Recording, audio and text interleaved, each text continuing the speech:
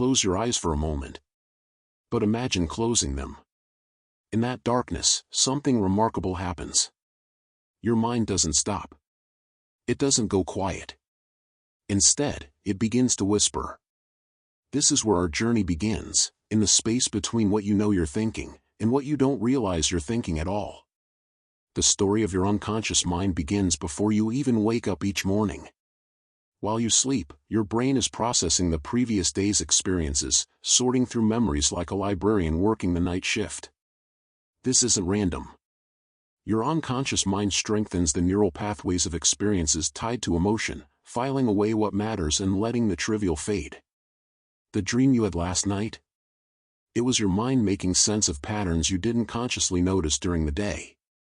But here's what's fascinating. Your unconscious mind processes approximately 11 million pieces of information every second, while your conscious mind can handle only about 40. Think about that for a moment.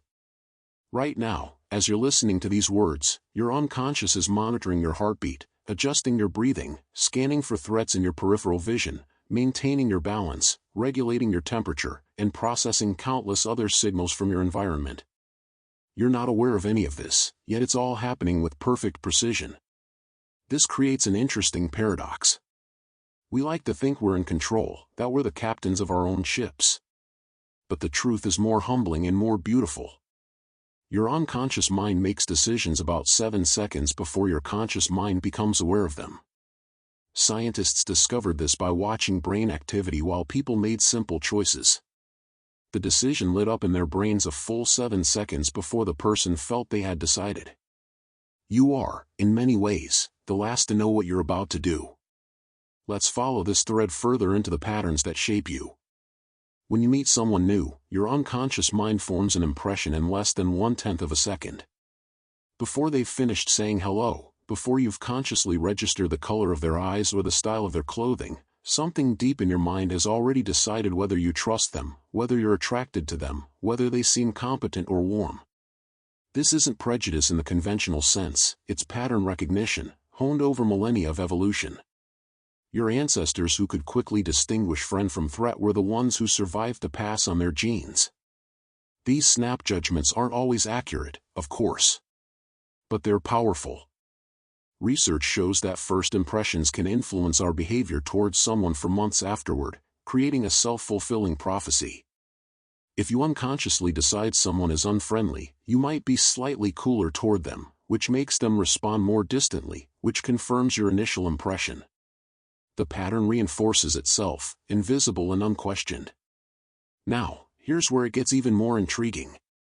Your unconscious mind is always searching for patterns, even in randomness. This is why you see faces in clouds, why you find meaning in coincidences, why you feel certain a random sequence must be due to change. It's called apophenia, the tendency to perceive connections between unrelated things. Your mind is a meaning-making machine, working tirelessly in the background, connecting dots whether or not the dots are actually related. This pattern seeking has a profound effect on your daily life. Studies show that when people feel a loss of control, they're more likely to see patterns that don't exist, in random noise, in stock market data, in conspiracy theories. The unconscious mind, uncomfortable with chaos, creates order. It writes a story to explain the unexplainable. This is why anxiety often comes with rumination, why stress makes us see threats everywhere, why uncertainty can feel so physically uncomfortable. Your unconscious mind is working overtime, trying to impose pattern and predictability on a world that often has neither. Let's sit with another truth about these hidden processes. Your unconscious mind holds memories you can't consciously access, yet they still influence your behavior. There's a famous case of a woman with severe amnesia who couldn't form new conscious memories. Every day, she met her doctor as if for the first time.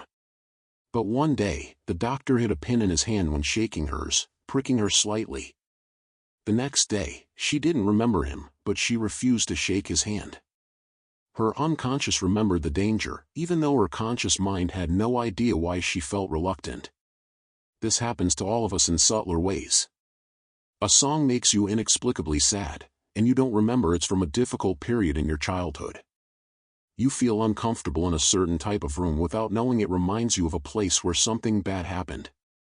You're drawn to a particular scent, unaware it's similar to something your grandmother wore. These implicit memories shape your preferences, your fears, and your choices in ways you never consciously recognize. As we continue this journey together, we'll keep peeling back these layers, discovering how the vast, dark ocean of your unconscious mind creates the small island of your conscious awareness. For now, simply notice that as you've been listening to these words, your unconscious has been at work, deciding whether to trust my voice, whether this information is important enough to remember, whether to keep watching or click away. You're not in control of that decision as much as you think you are. And that's okay. That's just the beginning of the story. As we near the end of our 100 facts, let's explore some of the most intimate ways your unconscious mind shapes who you are. Your unconscious mind maintains what psychologists call implicit self-esteem, a rapid, automatic evaluation of your own worth that operates independently of your conscious self-assessment. You might consciously think you're confident and capable, but implicit tests can reveal unconscious self-doubt. Or you might consciously struggle with insecurity while your unconscious maintains a bedrock of self-worth. These two systems don't always align, and when they conflict, the unconscious one often has more influence on your actual behavior and emotional reactions. This split explains why affirmations sometimes feel hollow. You're trying to change conscious beliefs while your unconscious beliefs remain untouched. Real change requires reaching that deeper level, and that happens through experience, not just through positive self-talk. Your unconscious mind also maintains implicit theories about whether your qualities are fixed or changeable, what researcher Carol Dweck calls mindset. If your unconscious believes intelligence is fixed, you'll unconsciously avoid challenges that might reveal limitations. If your unconscious believes abilities can grow, you'll unconsciously seek challenges as opportunities. And here's what's fascinating. People often consciously endorse a growth mindset while their unconscious behavior reveals a fixed mindset, or vice versa. What you say you believe matters less than what your unconscious actually believes, and your unconscious reveals its beliefs through what you avoid, what you're drawn to, and how you respond to failure. Let's explore how your unconscious processes time in ways that shape your choices. Your unconscious mind dramatically discounts future rewards in favor of immediate ones, a phenomenon called temporal discounting or present bias. Rationally, you know that $100 next year is worth more than $50 today, but your unconscious experiences the future reward as abstract and uncertain while the immediate reward feels vivid and real. This bias intensifies with emotional arousal. When you're stressed, tired, or emotionally activated, your unconscious becomes even more present-focused, making long-term planning nearly impossible. This is why willpower is so much harder when you're depleted. It's not that you've run out of some reserve of self-control, it's that your unconscious mind has shifted to prioritizing immediate relief over future benefits. The future becomes psychologically invisible. And remarkably, your unconscious treats your future self almost like a different person. Brain imaging shows that when people think about their future selves, they activate neural regions similar to those used when thinking about strangers. This is why saving for retirement feels like giving money to someone else, why it's hard to exercise for future health, why you make commitments your future self will have to keep. Your unconscious doesn't fully recognize that the person who will experience the consequences is you. Now let's examine how your unconscious mind constructs boundaries between yourself and the world. Your sense of where your body ends and the external world begins is constructed by your unconscious mind and is more flexible than you realize. In the famous rubber hand illusion, if you hide your real hand and watch a rubber hand being stroked while your hidden hand is stroked synchronously, your unconscious mind begins to incorporate the rubber hand into your body schema. You'll feel touch on the rubber hand. If the rubber hand is threatened, you'll have a physiological stress response. Your unconscious sense of embodiment is based on multisensory integration, not some fixed knowledge of where you physically are. This flexibility has profound implications. Tool use literally extends your body schema. When an expert uses a tool, their brain treats it as part of their body. The car you're driving, the cane a blind person uses, even the cursor you're controlling with a mouse, all can become temporarily incorporated into your unconscious sense of self. And in relationships, your unconscious can blur the boundaries between self and intimate others. Close relationships create what psychologists call self-other overlap. Your unconscious begins processing your partner's successes and failures partially as your own. This is why you can feel genuine pride in a loved one's achievements or shame in their failures, even though rationally you know you're separate people. Your unconscious doesn't maintain the firm boundaries your conscious mind draws. Let's turn to how your unconscious relates to mortality itself. Your unconscious mind engages in what researchers call terror management, constant, subtle work to protect you from existential anxiety about death. Most of the time, this happens automatically without conscious awareness. You invest in long-term projects, maintain cultural worldviews that promise symbolic immortality, seek self-esteem as evidence of your significance. But when mortality becomes consciously salient, after a loss, a health scare, or even subtle reminders like passing a cemetery, your unconscious increases these defensive activities. Studies show that mortality reminders unconsciously increase nationalism, religious conviction, materialism, and prejudice against those who threaten your worldview. Your unconscious is working constantly to shield you from the terror of your own impermanence, and most of this work remains invisible until something makes death too present to ignore. But here's the paradox: while unconscious death anxiety often drives defensive, rigid behavior, conscious engagement with mortality can lead to greater authenticity and presence. When people consciously reflect on death in a supported, non-threatening way, they often report reprioritizing what matters, letting go of petty concerns, and connecting more deeply with others. The unconscious fears what consciousness can sometimes accept.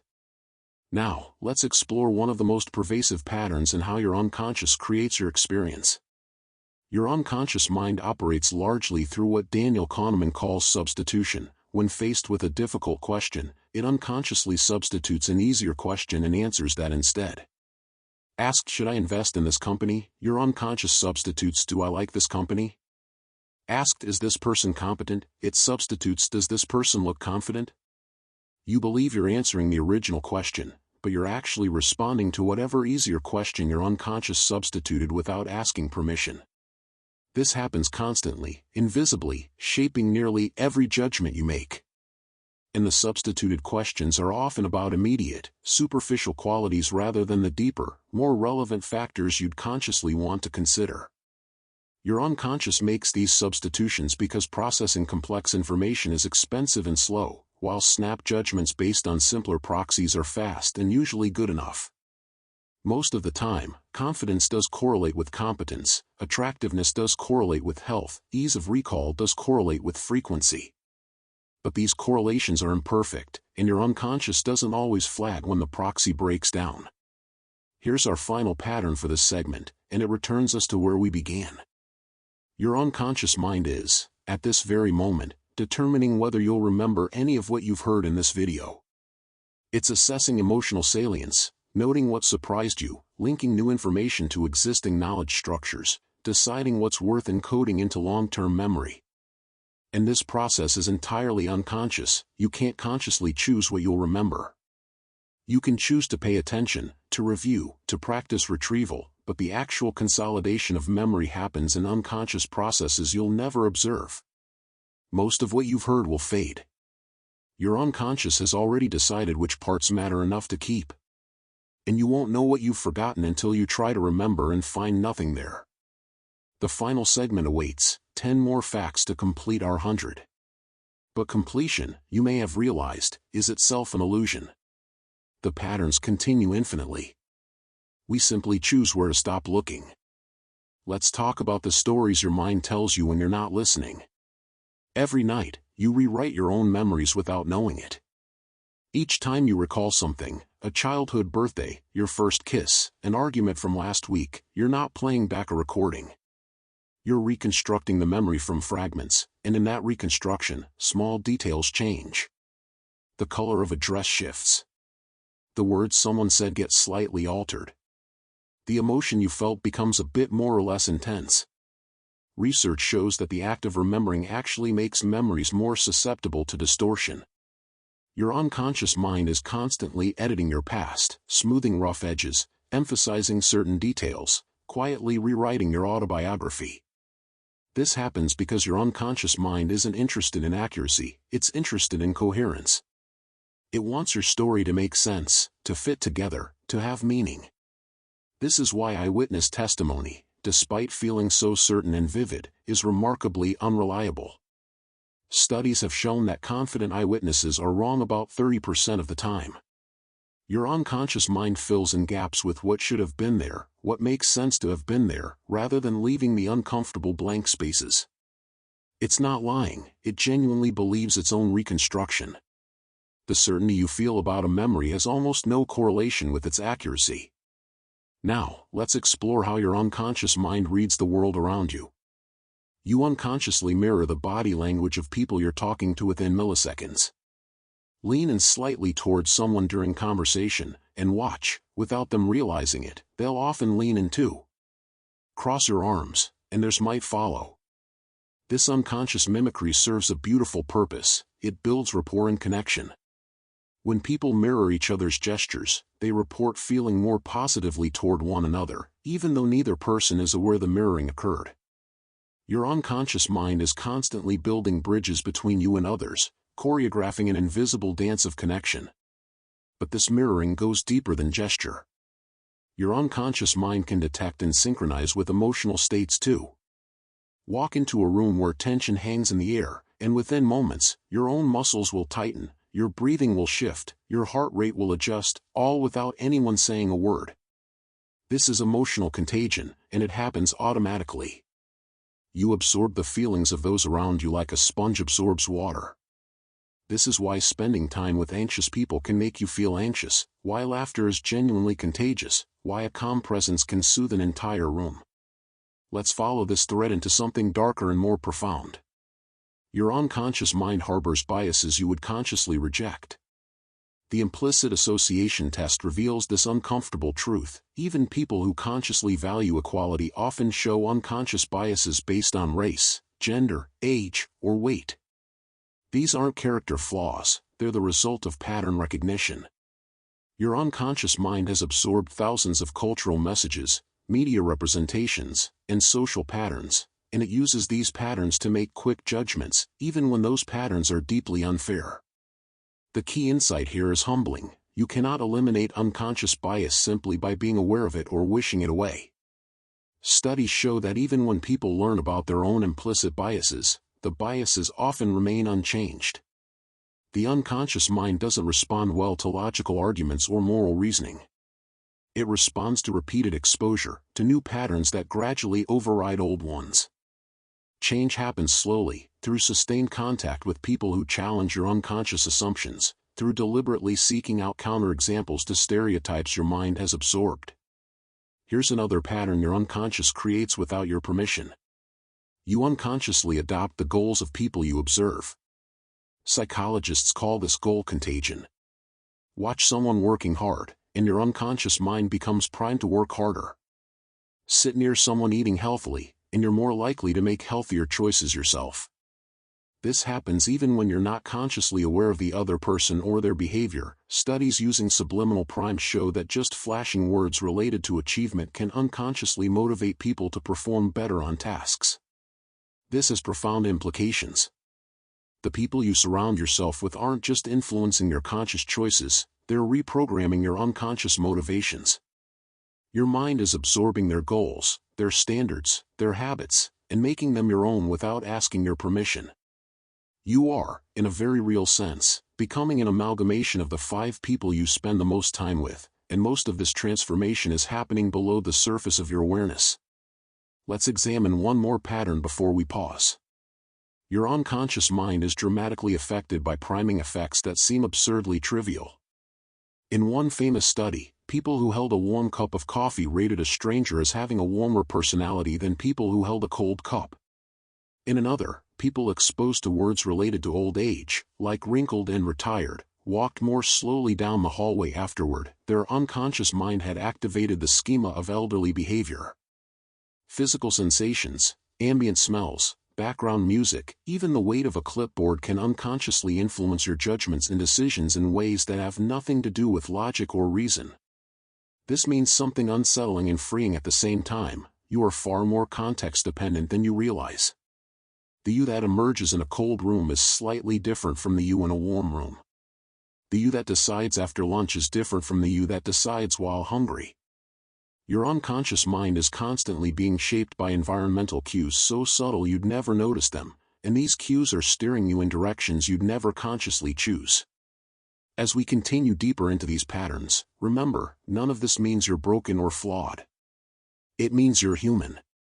Your unconscious mind, with all its quirks and biases and invisible influences, is what allows you to navigate an impossibly complex world without being paralyzed by information overload. The patterns run deeper still. And we're only beginning to see them. The phenomenon of sleep spindles reveals another layer of your unconscious mind's nocturnal activity. These are brief bursts of brain activity, lasting just a second or two, that occur during stage 2 sleep. They appear on EEG recordings as distinctive wave patterns that look like spindles or yarn being wound. Your unconscious mind generates these spindles at a rate of roughly 1,000 per night, and they serve multiple critical functions. Sleep spindles act as a protective gate, actively inhibiting the processing of external sensory information to prevent it from waking you. They're also intimately involved in transferring memories from your hippocampus to your cortex, with research showing that people who produce more sleep spindles show better memory consolidation and higher fluid intelligence. What's particularly fascinating is that sleep spindles appear to be generated in response to environmental sounds. When your sleeping brain detects a sound, it can respond in one of two ways: trigger an awakening, or generate a sleep spindle to suppress the arousal and maintain sleep. The decision between these responses happens entirely at the unconscious level, with your sleeping brain evaluating the sound's potential significance in milliseconds. White noise, by providing constant auditory stimulation without meaningful content, seems to prime your brain to produce more sleep spindles. It's as if the presence of white noise keeps your unconscious protective mechanisms engaged and ready, allowing your brain to more quickly generate spindles in response to any disruptive sounds that might break through the masking effect. Your unconscious mind also regulates something called the glymphatic system during sleep, a recently discovered waste clearance system in your brain that's dramatically more active when you're unconscious. During your waking hours, your brain cells are tightly packed together, but during deep sleep, they physically shrink by about 60%, opening up spaces between them. Cerebrospinal fluid then flows through these spaces like a rising tide, flushing out metabolic waste products that accumulated during the day, including beta-amyloid proteins that have been linked to Alzheimer's disease. This cleaning process is so energy-intensive that it can only happen when your conscious mind is offline and those energy resources can be redirected. The glymphatic system's effectiveness depends on maintaining extended periods of deep sleep. Each time you're aroused from deep sleep, even slightly, this cleaning process is disrupted. The cellular shrinkage reverses, the spaces close, and the waste clearance stops until you return to deep sleep. Over time, poor sleep quality and frequent disruptions can lead to accumulation of these toxic proteins, which may be one reason why chronic sleep deprivation is associated with increased risk of neurodegenerative diseases.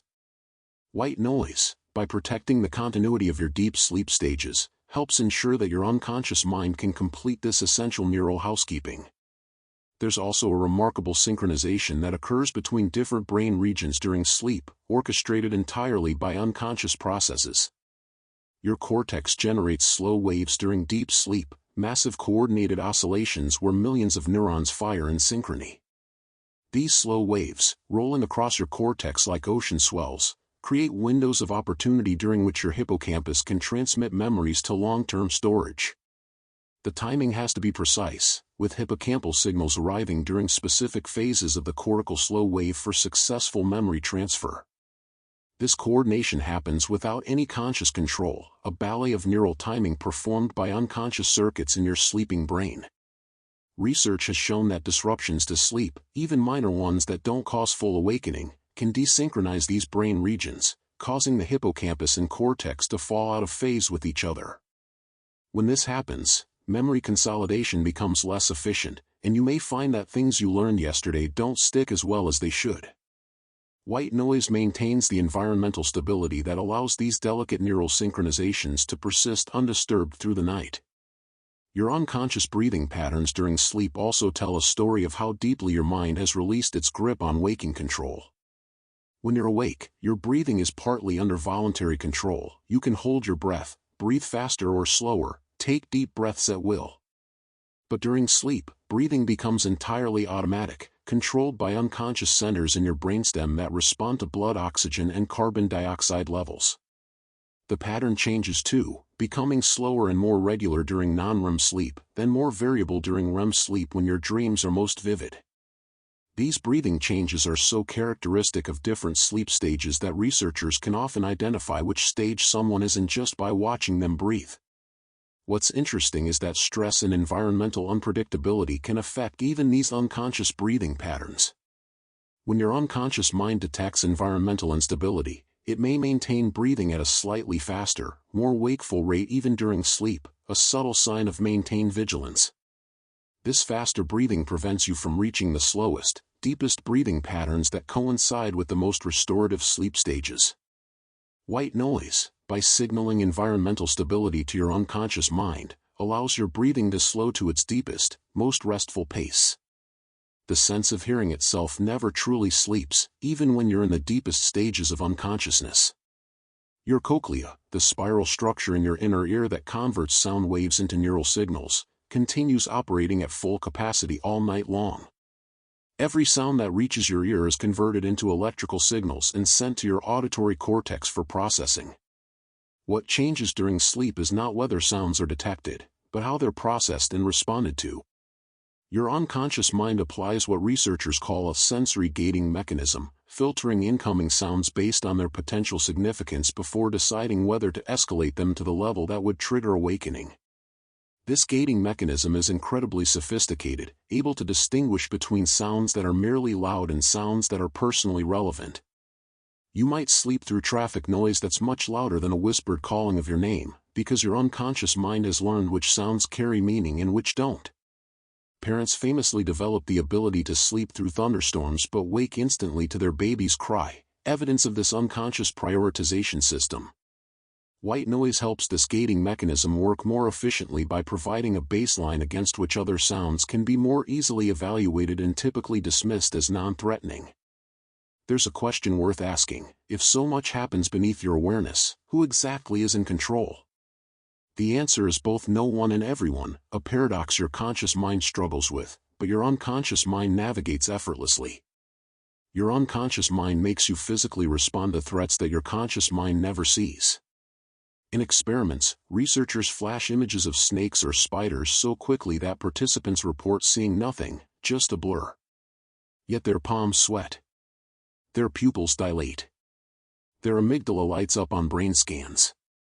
The unconscious visual system processes the threat and initiates a fear response before the conscious mind even knows there's something to be afraid of. You are reacting to a world you're not fully seeing, protecting yourself from dangers you haven't consciously identified. This ancient system kept your ancestors alive. The ones who waited to consciously identify the predator before running were the ones who didn't survive to become your ancestors. But here's the paradox: this same protective system now activates in response to modern threats that aren't actually dangerous: an email from your boss, a social media notification, someone's disapproving expression. Your unconscious mind, still running on ancient software, can't always distinguish between a lion in the grass and a difficult conversation. It triggers the same cascade of stress hormones, the same visceral fear response, for threats that exist only in your interpretation. Let's explore how your unconscious mind constructs meaning from chaos. You unconsciously create cause and effect narratives even when events are random. Show someone a series of completely random numbers, and they'll start seeing patterns: it's going up, now it's alternating, it's due for a change. This narrative making is so powerful that when people are given accurate information about randomness, they often reject it in favor of their own pattern-based explanations. Your unconscious mind would rather have a wrong story than no story at all. Uncertainty is more threatening than being mistaken. This is why superstitions feel so compelling. The baseball player who wore lucky socks during a winning streak genuinely feels that the socks mattered. Logically, he might know better, but his unconscious mind has linked the two events into a causal chain. And remarkably, superstitious rituals actually do improve performance, not because they're magic, but because they reduce anxiety and increase feelings of control, which allows people to perform closer to their potential. The unconscious mind doesn't care if the connection is real, it cares that believing in it serves a purpose. Now let's turn to something deeply personal: how your unconscious mind shapes your relationships. You unconsciously seek out romantic partners who match your attachment template, patterns established in your earliest relationships. If your caregivers were inconsistently available, you might unconsciously feel most attracted to partners who are unpredictable, who keep you guessing, who recreate that familiar anxiety. If you learned that closeness meant being controlled, you might unconsciously choose partners who are distant. This isn't conscious self-sabotage, it's your unconscious mind's attempt to master old wounds by recreating them in new relationships.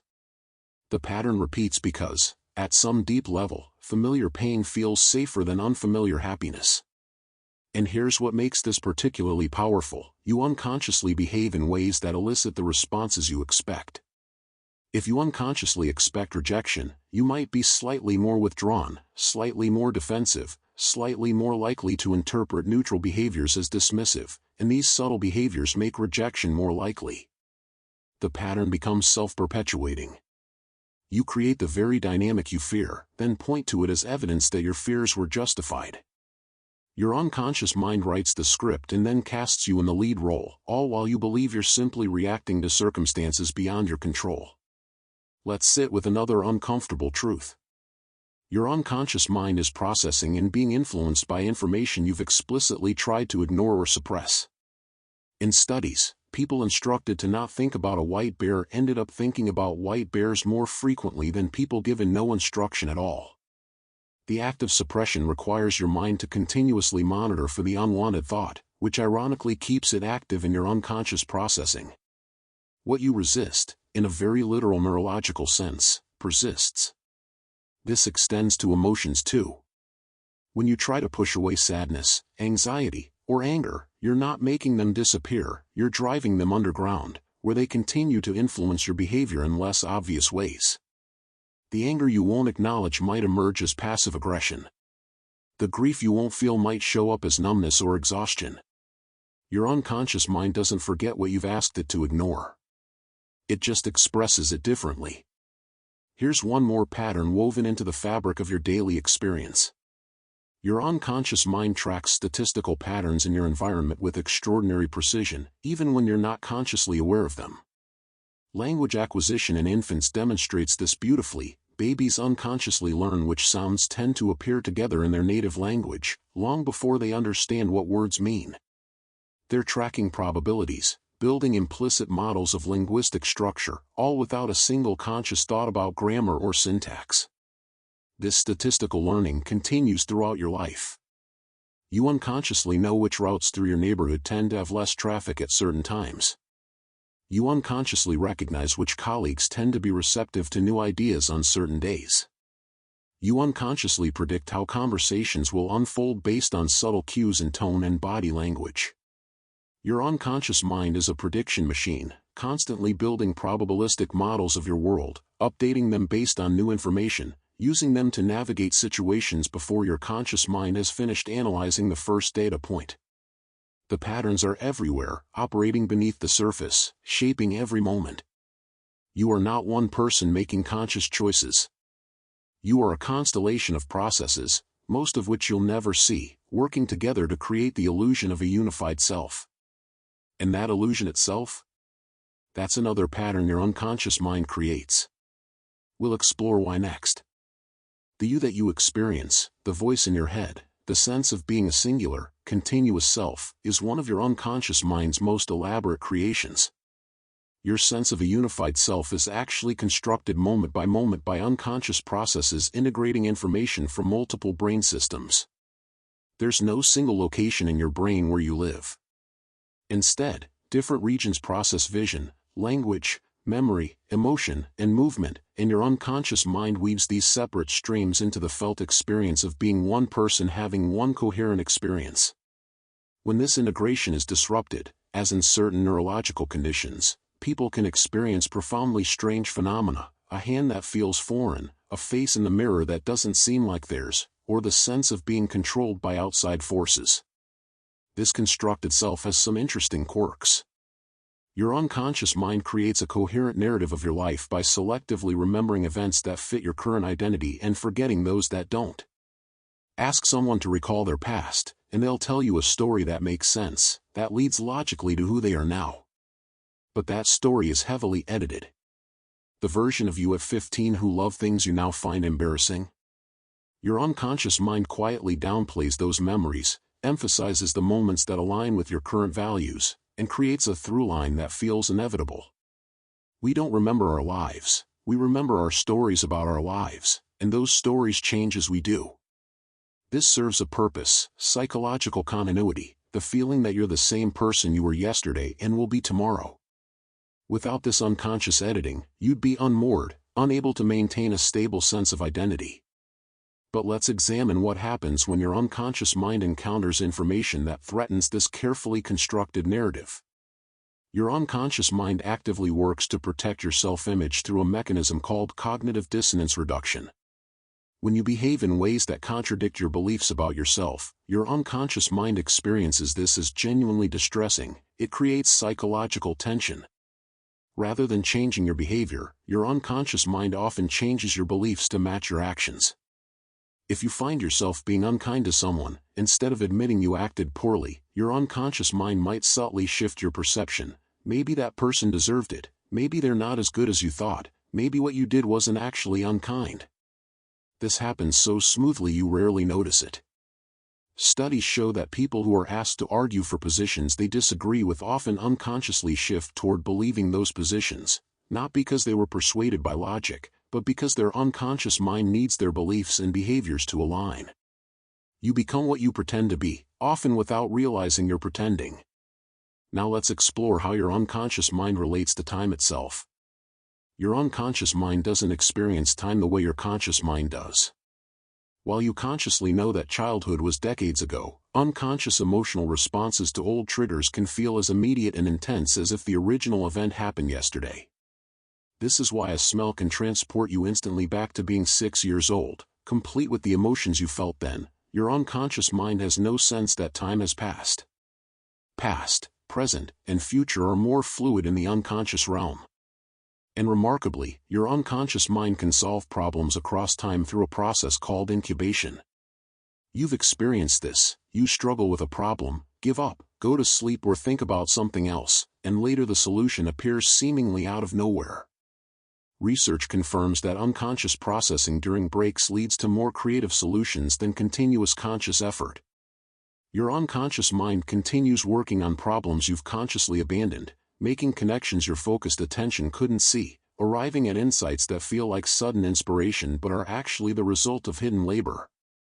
This is why creative people throughout history have reported their best ideas coming in the shower, on walks, in dreams, anywhere but at their desks actively trying to think. Let's turn to something that might change how you think about free will. Your unconscious mind generates urges and impulses, while your conscious mind primarily functions as a veto system.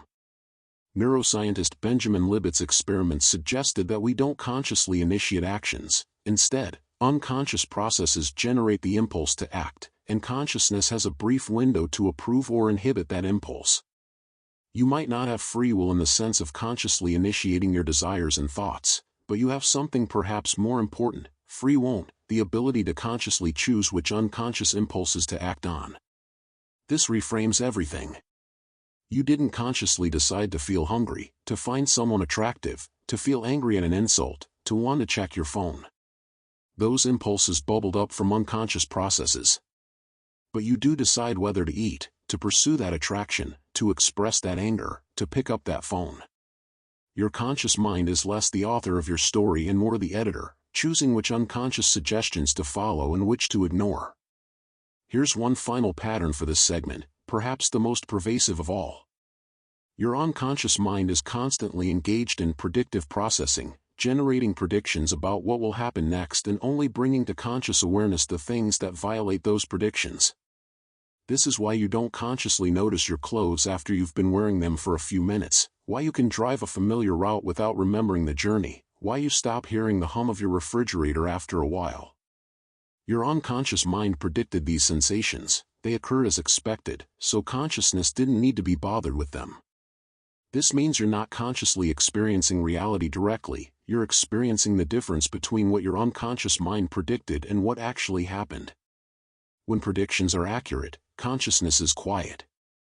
When predictions fail, consciousness lights up to investigate. You live in a world of surprises and violations of expectation, while the vast expanse of accurately predicted reality remains forever invisible to your awareness. Everything you're conscious of right now is, by definition, something your unconscious mind failed to predict correctly. The world you see is the world your unconscious mind didn't expect. And most of reality, the part that matches prediction, remains forever hidden, processed without your knowledge, shaping you in ways you'll never perceive. The patterns continue to deepen. There are still 60 facts to go, and we've only begun to glimpse the architecture of your hidden mind. Let's talk about the invisible forces that guide you towards certain choices while making you believe you're choosing freely. Your unconscious mind is profoundly influenced by what psychologists call anchoring. The first number you hear dramatically shapes your subsequent judgments, even when that number is completely irrelevant. Ask people if Gandhi died before or after age 140, then ask them to estimate his actual age at death. Their estimates will be much higher than if you'd asked about age 41st. This anchoring effect persists even when people are told the initial number was randomly generated and are offered money for accurate guesses. Your unconscious mind grabs onto that first number and adjusts insufficiently from it, and your conscious reasoning can't fully override this invisible influence. This happens constantly in your daily life. The first price you see for a house sets an anchor. The first salary figure mentioned in a negotiation shapes everything that follows. The first opinion voiced in a meeting influences how everyone else responds. Your unconscious mind mistakes the arbitrary for the meaningful, and you make choices based on anchors you never consciously noticed. But the manipulation of your unconscious mind goes further still. Your choices are dramatically influenced by how options are framed, even when the underlying facts are identical. Tell people a medical procedure has a 90% survival rate, and most will choose it. Tell them it has a 10% mortality rate, the exact same information, and many will refuse. Your unconscious mind responds to the emotional framing, not the logical content, and it does this automatically, before conscious analysis can even begin. Marketers, politicians, and persuaders of all kinds know this. The words you use to describe reality change reality itself, at least as it's processed by the unconscious mind. This is why your mood so dramatically affects your decisions in ways that seem unrelated to the decision itself. Studies show that judges are more likely to grant parole after lunch than before, not because the legal merits of cases change, but because hunger and fatigue unconsciously bias the mind toward the easier default decision of denial. Your unconscious state, tired, hungry, uncomfortable, anxious, shapes major life choices in ways you'd never consciously endorse. Now let's explore something stranger, how your unconscious mind doesn't quite understand where you end and others begin. Your unconscious mind can't always distinguish between self and other when it comes to emotional processing. When you watch someone experience physical pain, the same neural regions activate as when you feel pain yourself. When you see someone's face light up with joy, your mirror neurons fire as if you're experiencing that joy. This is why watching violence in movies can make your heart race, why seeing someone cry can bring tears to your own eyes, why yawning is contagious. Your unconscious mind treats observed experiences as partially your own. And here's where it gets fascinating. This blurred boundary between self and other means that how you treat other people unconsciously affects how you feel about yourself. Studies show that people who perform acts of kindness experience increased self-esteem and life satisfaction, not just because of conscious virtue signaling, but because their unconscious mind processes the kindness as evidence of their own worth. Conversely, treating others poorly erodes your unconscious sense of self, even when you consciously justify your behavior. You cannot be cruel to others without being unconsciously cruel to yourself. The boundary your conscious mind draws so clearly, me versus them, doesn't exist in quite the same way in your unconscious processing. Let's examine another way your unconscious mind constructs your experience. Your unconscious attention is automatically drawn to threats and negative information, a phenomenon called negativity bias. Show people a mixture of positive and negative images, and their eyes will unconsciously fixate on the negative ones longer. Ask people to recall their day, and negative events will be remembered in more detail than positive ones. Studies estimate that it takes approximately 5 positive experiences to psychologically counterbalance one negative experience of equal intensity. Your unconscious mind is simply wired to prioritize bad news over good, because for your ancestors, missing a threat was more dangerous than missing an opportunity. This means your unconscious mind is not giving you an accurate picture of reality, it's giving you a survival-oriented picture, one that overweights danger and underweights safety. The world feels more threatening than it statistically is because your unconscious mind is designed to keep you vigilant, not happy. But here's the paradox: when people practice gratitude by consciously noting positive experiences, they can partially retrain their unconscious attention. It doesn't eliminate negativity bias, but it creates a counterweight. By deliberately bringing attention to what's going well, you're literally reprogramming the probabilistic models your unconscious mind uses to interpret ambiguous situations. The practice feels artificial at first, and it is artificial, but over time, your unconscious begins to notice more of what you've been consciously highlighting. Now, let's turn to something deeply intimate: how your unconscious mind relates to your body. Your unconscious mind processes internal bodily signals, hunger, fatigue, tension, arousal, but often misattributes them to external causes. In a famous study, men who crossed a scary suspension bridge reported greater attraction to a female interviewer than men who crossed a stable bridge. Their unconscious minds interpreted their racing hearts and elevated arousal from fear as attraction, because both create similar physiological states. This is called misattribution of arousal, and it happens constantly. You think you're anxious about an upcoming meeting, but perhaps you're just processing too much caffeine. You think you're angry at your partner, but perhaps you're just exhausted. You think you're sad about current circumstances, but perhaps you're responding to a bodily state, inflammation, hormonal shifts, poor sleep, that your unconscious mind is interpreting through the lens of your life situation. Your emotions, which feel like direct responses to your circumstances, are often your unconscious mind's best guess about why your body feels the way it does. This means that changing your body, through exercise, sleep, nutrition, breathing, can change your emotional experience in ways that feel like they should require psychological intervention. Your unconscious mind is constantly asking, "Why does my body feel this way?" and then constructing an emotional narrative to explain it. Change the body, and you change the story. We're halfway through now, 50 facts deep into the unconscious patterns that shape your life. And perhaps you're beginning to notice something. The more you learn about these patterns, the more you realize how little of your experience you're actually conscious of. The territory of the unknown expands as the map grows more detailed. That's not a problem to solve. It's simply the nature of the mind you're exploring. There's a question that arises naturally at this point in our journey: if so much is unconscious, if so much happens without your awareness or consent, are you responsible for any of it? The answer is subtle, and perhaps more compassionate than you might expect. Your unconscious mind operates according to learned patterns, but those patterns remain malleable throughout your life, a phenomenon called neuroplasticity. Every experience you have, every choice you make, every thought you think creates small changes in neural pathways. Repeated patterns strengthen connections, neglected pathways weaken and eventually disappear. Your unconscious mind is not fixed at birth or in childhood, it's constantly being reshaped by your lived experience, even now, as you listen to these words. This means something profound. While you can't directly control your unconscious mind through willpower alone, you can shape it indirectly through the environments you choose, the people you spend time with, the media you consume, the practices you engage in. Your conscious choices create the conditions in which your unconscious patterns either strengthen or fade.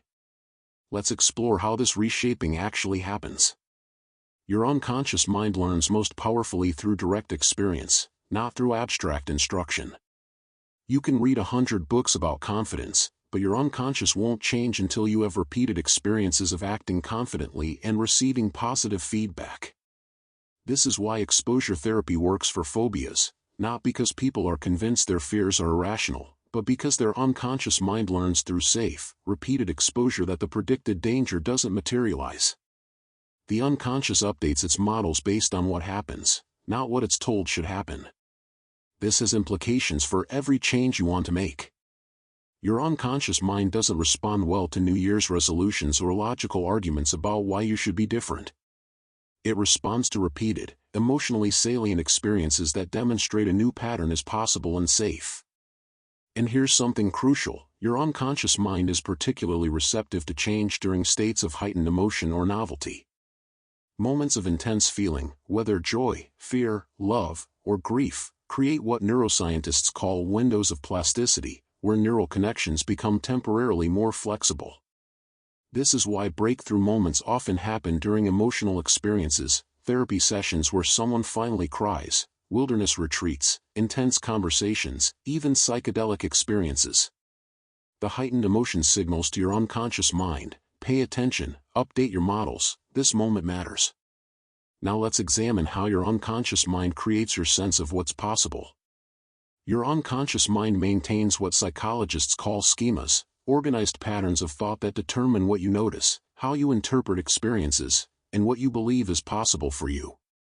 If you grew up with a schema that you're not good at math, your unconscious mind will interpret struggles with math as confirmation, while dismissing successes as luck or insignificant. These schemas function as self-fulfilling prophecies, causing you to unconsciously avoid situations that might disconfirm them and seek out situations that confirm them. The schema becomes reality, not because it was true to begin with, but because your unconscious mind made it true through selective attention and behavior. But schemas can be updated through schema violation, experiences that so clearly contradict the existing pattern that the unconscious mind must reorganize. A person with a nobody likes me schema who experiences genuine, sustained friendship eventually must update that model. A person with an I always fail schema who achieves something meaningful enough must revise that story. The key is that the violating experience must be vivid, repeated, and emotionally significant enough that the unconscious mind can't dismiss or minimize it. Let's explore another crucial pattern: how your unconscious mind relates to language itself. Your unconscious mind doesn't process negatives the same way your conscious mind does.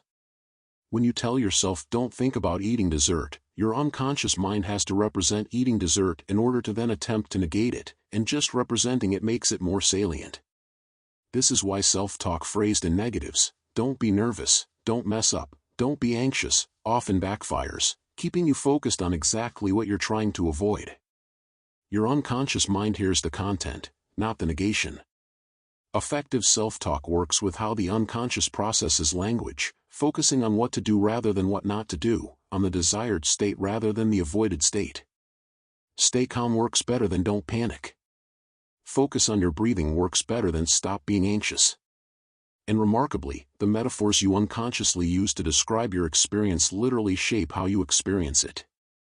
Studies show that people who describe time as running out feel more rushed than people who describe it as stretching ahead. People who think of arguments as wars approach disagreements differently than people who think of them as dances or puzzles to solve. The unconscious mind takes metaphors seriously. They're not just decorative language, they're organizing frameworks that determine what patterns you'll notice and how you'll respond. Here's another way language shapes your unconscious experience in surprising ways. The specific words available in your language unconsciously influence what emotions you can distinguish and what experiences you notice. Some languages have words for emotional states that don't exist in English, like the German Schadenfreude, pleasure at another's misfortune, or the Portuguese saudade, a melancholic longing. Research suggests that having a word for an experience makes your unconscious mind more likely to notice and distinguish that experience from similar states. Language doesn't just describe reality, it shapes what realities your unconscious mind can perceive. This is why learning new concepts and vocabulary can feel like suddenly seeing things that were always there.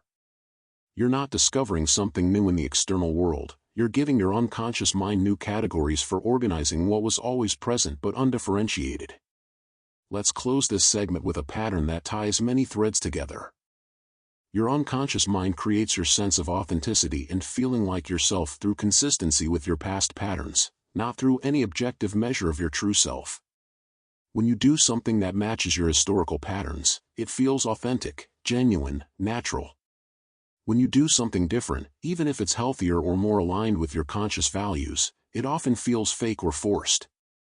This is why positive change so often feels inauthentic at first. Your unconscious mind is comparing the new behavior to its established patterns and marking it as not self. But here's the liberating part. That feeling of inauthenticity is just information about pattern mismatch, not truth about who you really are. Given time and repetition, any new pattern can come to feel authentic, because authenticity is just familiarity wearing a more noble-sounding name. You are not discovering who you truly are beneath the layers. You are deciding who you're becoming through the patterns you repeat. And your unconscious mind will follow, eventually calling whatever pattern you establish the real you. 40 more facts remain. The patterns deepen still. Let's talk about the ways your unconscious mind keeps secrets from you, not to deceive you, but to protect you. Your unconscious mind actively suppresses information that would threaten your ability to function. Right now, you're not aware of the pressure of your clothing against your skin, the ambient sounds in your environment, the slight discomfort in your lower back, or the thousands of other sensory inputs your body is receiving. If all of this information reached consciousness simultaneously, you'd be overwhelmed into paralysis. Your unconscious mind is a gatekeeper, deciding what's important enough to bring to your attention and filtering out everything else. But this filtering isn't neutral, it has biases baked into its selection criteria. Your unconscious mind preferentially brings to awareness information that confirms what you already believe, a phenomenon called confirmation bias. If you believe the world is dangerous, you'll unconsciously notice news stories about crime while overlooking statistics about safety. If you believe people are generally good, you'll remember acts of kindness while forgetting betrayals. This isn't intellectual dishonesty, it's your unconscious mind trying to maintain a coherent worldview by emphasizing pattern-consistent information and downplaying pattern-violating information. The world you consciously experience is already heavily edited to match your existing beliefs. This creates an interesting trap. The more convinced you are of something, the more your unconscious mind will show you evidence supporting it, which makes you more convinced, which causes more selective filtering. Your beliefs don't just describe reality, they actively construct the version of reality you're able to perceive. Now let's explore how your unconscious mind handles threat in ways you might not expect.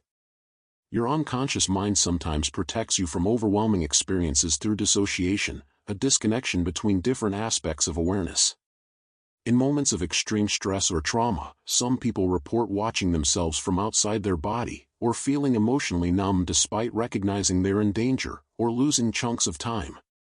This isn't weakness or malfunction, it's your unconscious mind fragmenting experience so you can survive what would otherwise be psychologically intolerable. The integration that usually happens automatically gets temporarily suspended. Even in less extreme circumstances, mild dissociation is common. That feeling of being on autopilot during your commute? That's dissociation.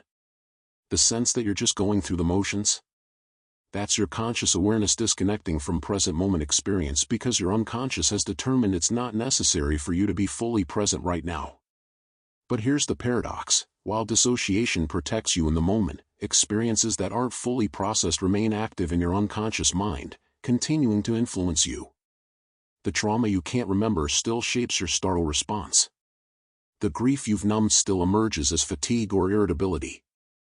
Your unconscious mind doesn't forget what consciousness refuses to see, it just expresses it in ways that are harder to trace back to their source. Let's examine another way your unconscious mind creates your experience of reality. Your unconscious mind fills in vast gaps in your perception with educated guesses, creating a seamless experience that feels like complete sensory awareness but is actually mostly fabrication. You have a blind spot in each eye where the optic nerve connects, no photoreceptors exist there. Yet you never see two black holes in your visual field because your unconscious mind invents what should be there based on surrounding context. Your visual experience is less like watching a video and more like reading a heavily illustrated book where your unconscious mind draws most of the pictures. This extends beyond vision. When you have a conversation in a noisy environment, your unconscious mind fills in words you didn't actually hear, based on context and lip movements. When you read text with missing letters, your unconscious supplies them automatically. You're experiencing a constructed reality, seamlessly generated by unconscious processes, that feels like direct perception but is actually interpretation, prediction, and creative fiction. And most remarkably, you usually can't tell the difference between what you actually perceived and what your unconscious mind invented to fill the gaps. Now, let's explore how your unconscious mind relates to social hierarchies in ways you might find uncomfortable. Your unconscious mind automatically and rapidly assesses social status, and this assessment influences your behavior in ways you'd likely consciously disapprove of. Studies show that people unconsciously give more attention, credibility, and warmth to those they perceive as higher status, while being more dismissive and critical of those perceived as lower status. This happens within milliseconds of meeting someone, based on subtle cues like clothing, speech patterns, posture, and grooming, and it happens even in people who consciously reject hierarchical thinking. Your unconscious mind is running ancient software designed for navigating dominance hierarchies, and it's assessing everyone you meet, threat or opportunity, above or below, ally or competitor. You didn't choose this programming, and you might not agree with it, but it's shaping your micro-behaviors, how much you smile, how much space you take up, how deferential or assertive your tone becomes. And here's what makes this particularly insidious: people on the receiving end of these unconscious status assessments internalize them. If dozens of people unconsciously treat you as less important, less intelligent, less worthy of attention, your own unconscious begins to accept this assessment as accurate.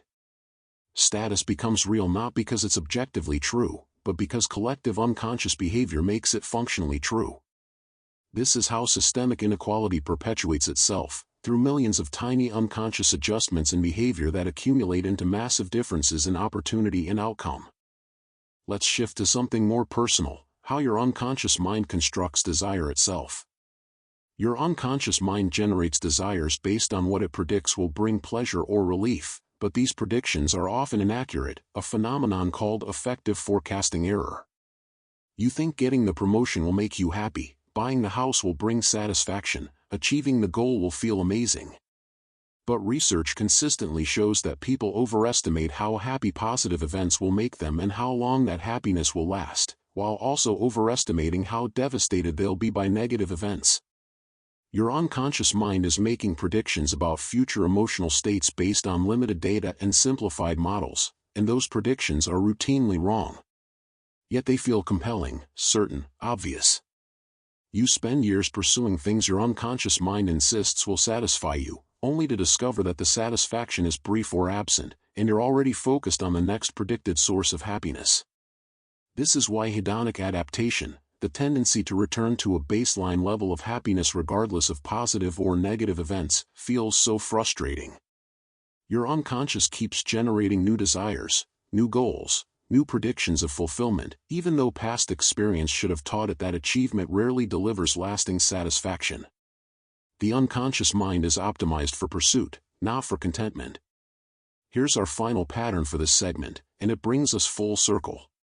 Your unconscious mind is always generating narratives about why things happen, and it strongly prefers narratives that maintain your sense of agency and control. When something good happens, you unconsciously attribute it to your skill, effort, or positive qualities. When something bad happens, you unconsciously attribute it to circumstances, bad luck, or other people. This self-serving bias isn't narcissism, it's your unconscious mind protecting your self-esteem and sense of efficacy by selectively distributing credit and blame. But this creates a strange asymmetry: you judge yourself by your intentions while judging others by their actions. You give yourself credit for what you meant to do, while holding others accountable for what they actually did. Your unconscious mind doesn't extend to others the same generous interpretation it automatically applies to you. Understanding this doesn't make the bias disappear. But it might make you gentler with yourself about having it. And perhaps gentler with others for having it too. 30 facts remain in our journey through the patterns of the unconscious mind. The territory grows stranger as we venture deeper. Let's shift to something more personal: how your unconscious mind constructs desire itself. Your unconscious mind generates desires based on what it predicts will bring pleasure or relief, but these predictions are often inaccurate, a phenomenon called affective forecasting error. You think getting the promotion will make you happy, buying the house will bring satisfaction, achieving the goal will feel amazing. But research consistently shows that people overestimate how happy positive events will make them and how long that happiness will last, while also overestimating how devastated they'll be by negative events. Your unconscious mind is making predictions about future emotional states based on limited data and simplified models, and those predictions are routinely wrong. Yet they feel compelling, certain, obvious. You spend years pursuing things your unconscious mind insists will satisfy you, only to discover that the satisfaction is brief or absent, and you're already focused on the next predicted source of happiness. This is why hedonic adaptation, the tendency to return to a baseline level of happiness regardless of positive or negative events, feels so frustrating. Your unconscious keeps generating new desires, new goals, new predictions of fulfillment, even though past experience should have taught it that achievement rarely delivers lasting satisfaction. The unconscious mind is optimized for pursuit, not for contentment. Here's our final pattern for this segment, and it brings us full circle. Your unconscious mind is always generating narratives about why things happen, and it strongly prefers narratives that maintain your sense of agency and control. When something good happens, you unconsciously attribute it to your skill, effort, or positive qualities. When something bad happens, you unconsciously attribute it to circumstances, bad luck, or other people. This self-serving bias isn't narcissism, it's your unconscious mind protecting your self-esteem and sense of efficacy by selectively distributing credit and blame. But this creates a strange asymmetry. You judge yourself by your intentions while judging others by their actions. You give yourself credit for what you meant to do, while holding others accountable for what they actually did. Your unconscious mind doesn't extend to others the same generous interpretation it automatically applies to you. Understanding this doesn't make the bias disappear. But it might make you gentler with yourself about having it. And perhaps gentler with others for having it too. 30 facts remain in our journey through the patterns of the unconscious mind. The territory grows stranger as we venture deeper. Your unconscious mind processes abstract concepts by linking them to physical sensations and spatial relationships, something called embodied cognition. When you think about the future, your eyes unconsciously tend to move forward in space. When you think about the past, they move backward. When you think about important concepts, you unconsciously gesture upward. When you think about trivial matters, your gestures stay low. These aren't random associations. Your unconscious mind literally thinks about abstract ideas using the same neural systems it uses to navigate physical space. This is why metaphors about physical experience feel so natural and universal: moving forward with a project, falling into depression, rising above challenges, looking back on the past. Your unconscious isn't being poetic, it's using the only thinking tools it has, which are fundamentally tied to bodily experience and spatial navigation. And finally, let's close with perhaps the most paradoxical pattern of all. The more you learn about how your unconscious mind works, the more you realize how much of you is not under your conscious control, yet this knowledge itself can change how your unconscious operates. Simply knowing about cognitive biases doesn't eliminate them, but it can create a small gap between impulse and action, a moment where conscious awareness can intervene. You're not gaining control over your unconscious mind, you're developing a more collaborative relationship with it, learning to work with its patterns rather than being blindly driven by them.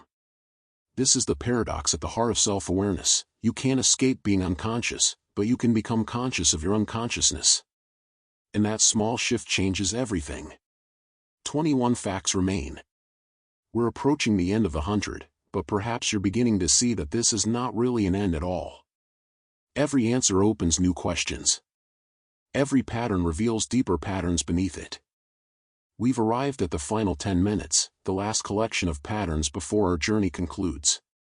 But before we begin, notice something. Your unconscious mind has been with you this entire time, processing these words, deciding what to keep, what to dismiss, whether to trust what you're hearing.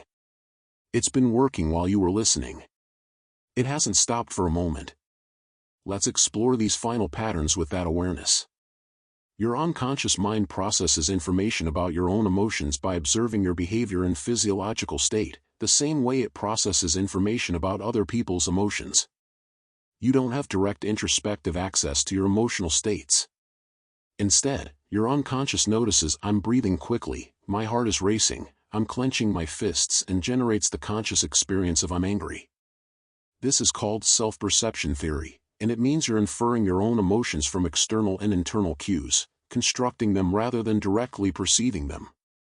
This explains why changing your facial expression can actually change how you feel. The causal arrow runs both ways. Your unconscious interprets your smile as evidence that you're happy, your slumped posture as evidence that you're defeated. And here's what's particularly striking: your unconscious can hold emotional responses that contradict your conscious emotional experience. You can consciously feel calm while your unconscious maintains activation of threat responses, elevated cortisol, muscle tension, hypervigilance. This dissociation between conscious and unconscious emotion is common in trauma, chronic stress, and situations where expressing emotion feels unsafe. You genuinely believe you're fine, while your body tells a different story.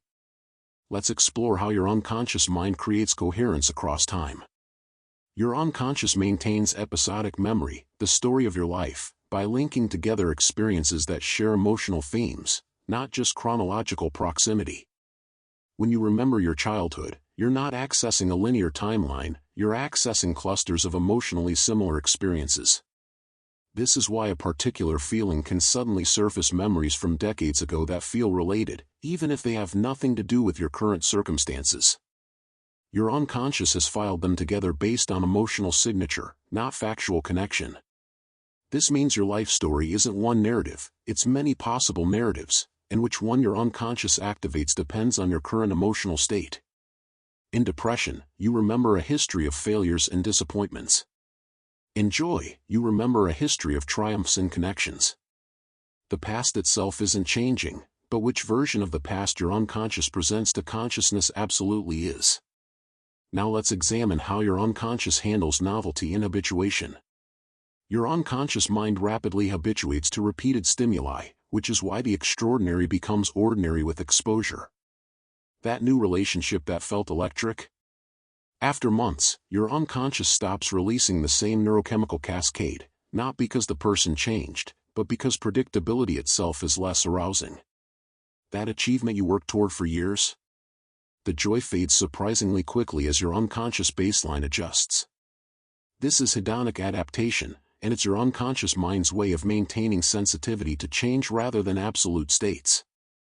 If your unconscious didn't adapt, you'd remain permanently overwhelmed by initially intense experiences.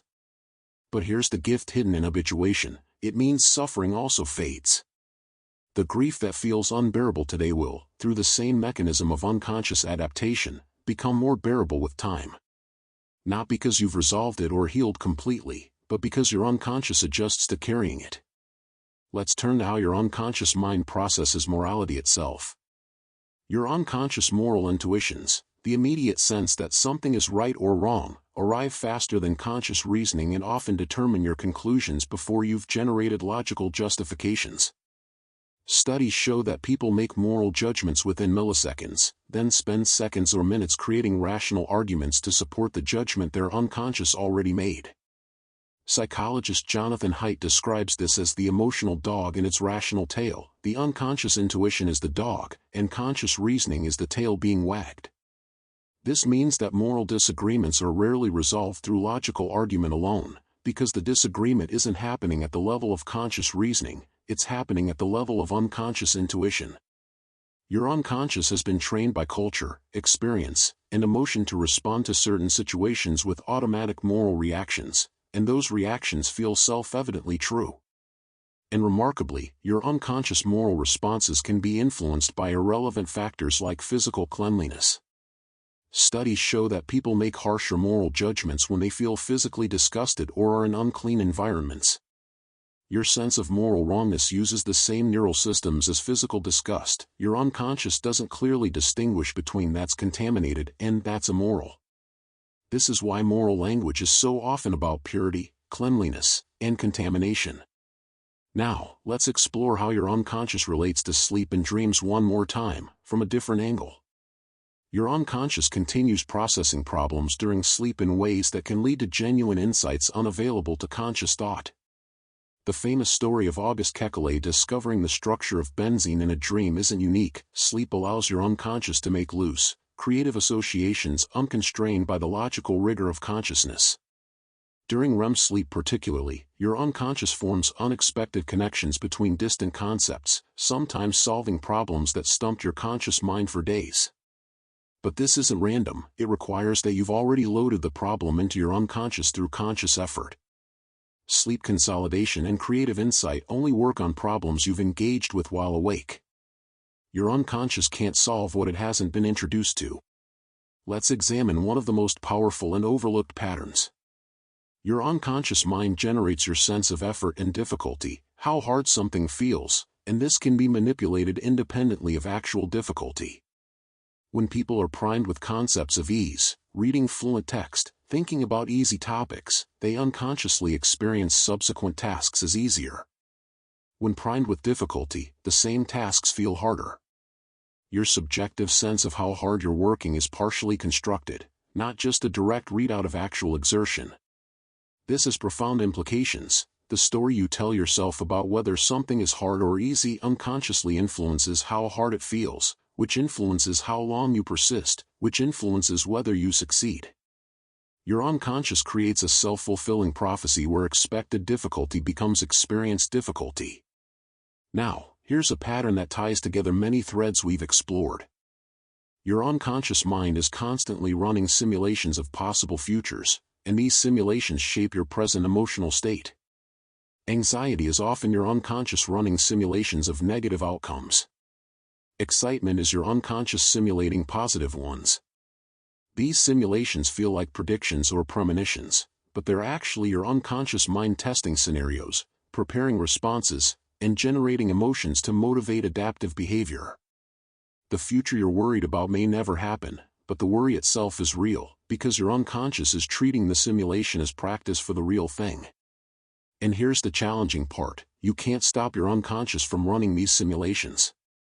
But you can become aware that what you're experiencing is simulation, not perception, anxious fantasy, not actual danger.